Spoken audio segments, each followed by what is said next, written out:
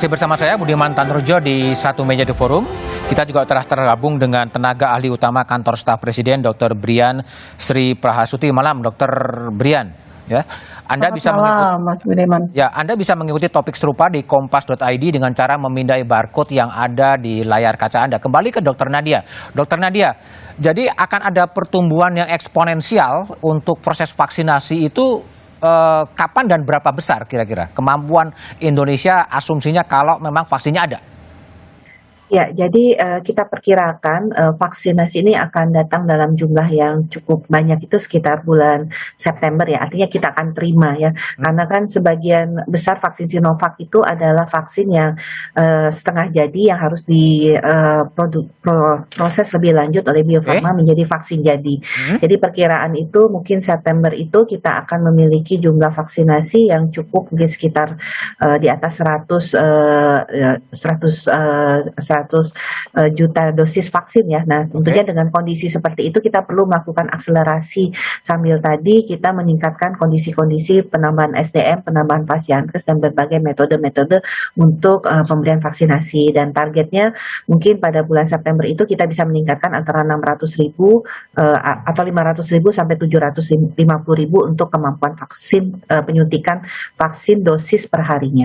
Oke, Bung Saleh, jadi kalau lihat tren September baru akan ada 500.000 atau 600.000, target presiden 12 bulan atau 15 bulan, apa yang harus dikerjakan lagi oleh pemerintah untuk mengejar target dan percepatan eksponensial untuk vaksinasi? Bung Saleh. Jadi saya sebetulnya kebetulan lagi ada Bu Nadia ini. Jadi yang perlu kita dengar sebetulnya adalah penjelasan terkait dengan pengadaan vaksin ini. Karena yang dipaparkan di Komisi 9 itu ada banyak jenis nama vaksin. Mulai dari Sinovac, ada Pfizer, ada AstraZeneca, ada Moderna, ada yang lain-lain itu Novavax dan seterusnya. Ini perlu diperjelas kepada kita. Ini sebetulnya mereka ini atau vaksin-vaksin ini akan datang ke Indonesia kapan? Saya dapat laporan terakhir itu ya bahwa AstraZeneca sekarang sudah mau masuk. Kapan dan berapa jumlahnya dan seterusnya, supaya target yang 181,5 juta itu bisa kelihatan. Karena kalau 2 kali suntik tuh Mas, itu kan nilainya bukan 181,5 tapi 181,5 kali 2. Ditambah dengan itu buffer stoknya. Dan itu jumlahnya bukan sedikit gitu, banyak itu, dan buffer stoknya kan bisa 15%. Nah karena itu ini tolong dijelaskan pada kita, karena kita negara besar. Negara besar yang jumlah penduduknya 273 juta. Dan kita mau memvaksin orang ya sebanyak 181,5 juta itu. Nah untuk apa ini disebutkan? Supaya kita yakin betul bahwa program pemerintah ini on the track. Dan kita dukung, kita support apapun yang akan dilakukan pemerintah untuk mensukseskan ini. Nah Bung Saleh belum yakin ya? Bagaimana Mas? Bung Saleh belum yakin? Saya sebetulnya yakin kalau misalnya itu bisa dijelaskan yang ini tadi. Penjelasan ya. Apakah ini tadi nama dan seterusnya begini loh. Ini kan kalau misalnya tadi ekspektasinya nanti katakanlah kita akan dapat 100 juta dari mana itu, dari Sinovac bulan September. Nah berarti yang lainnya berapa ratus juta? Kan gitu, berarti kan semua Sinovac ini lebih banyak kelihatannya. Nah ini kan model-model ini penting diperjelas pada kita supaya kita ini yakin betul bahwa kita ini on the track. Kalau masih ada yang belum, ya kita minta ini ada upaya-upaya percepatan. Sekarang mana coba di antara perusahaan-perusahaan vaksin yang berskala internasional itu yang sudah deal, sudah kontrak MOU dengan kita yang pasti akan mendatangkan vaksinnya ke Indonesia. Berapa totalnya yang dosis yang akan mereka berikan pada kita? Mana itu data-data itu? Itu yang menurut saya penting. Supaya kita percaya kalau ini insya Allah on the track. Itu kita support dan kita dukung. Gitu. Baik Bung Saleh. Saya ke Dr. Brian. Dr. Brian di tenaga ahli utama Kantor Staf Presiden.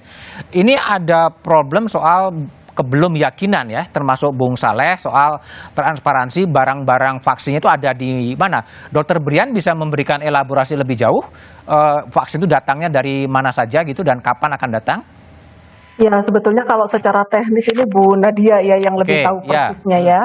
Tetapi memang kalau saya dengar informasi terakhir ini kan kebetulan kemarin itu ada international conference kita tentang salah satunya adalah tentang vaksin ya. Selain Bapak Presiden juga ada Menko Pak Erlangga juga itu menyampaikan pidatonya. Beliau menegaskan kemarin itu mengatakan bahwa komitmen yang sudah pasti memang dari corona vaksin dari Sinovac itu sekitar 125 juta 125 juta dosis, oke. Ya, kemudian dan ini kan kalau yang awal-awal yang 3 juta itu kan vaksinnya sudah jadi. Nah, 125,5 itu termasuk yang bulk yang nanti akan Diolah. diproses oleh PT Bio Bio Farma. Farma.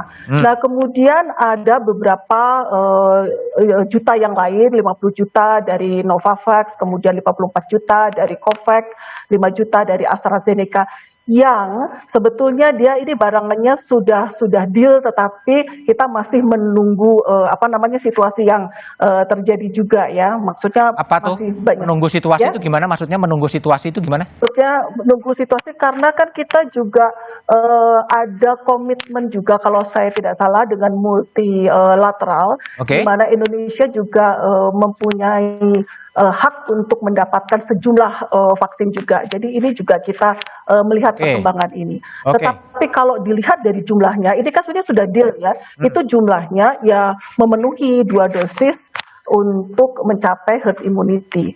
Itu kemudian yang berikutnya kan juga dibuka ruang untuk adanya vaksinasi gotong royong. Gotong royong ya. Walaupun yang vaksinasi gotong royong itu akan berada di luar yang untuk target herd immunity. Bapak Presiden mengatakan dari beberapa kali pertemuan bahwa untuk vaksin gotong royong ini tujuannya adalah untuk mempercepat immunity tercapai dan juga memperluas cakupannya. Jadi akan upayanya tuh lebih banyak penduduk yang bisa divaksinasi dan waktunya bisa dipercepat. Oke, baik, Dokter Brian. Jadi asumsinya adalah ketika vaksinasi gratis ya dengan tadi pertumbuhannya mungkin akan 600.000 pada bulan September, bagaimana sebenarnya vaksin gotong royong itu bisa mempush ya agar kemudian ada pertumbuhan yang eksponensial, karena di tahap kedua ini kan ada sasaran 38 juta orang yang melibatkan lansia, tokoh agama,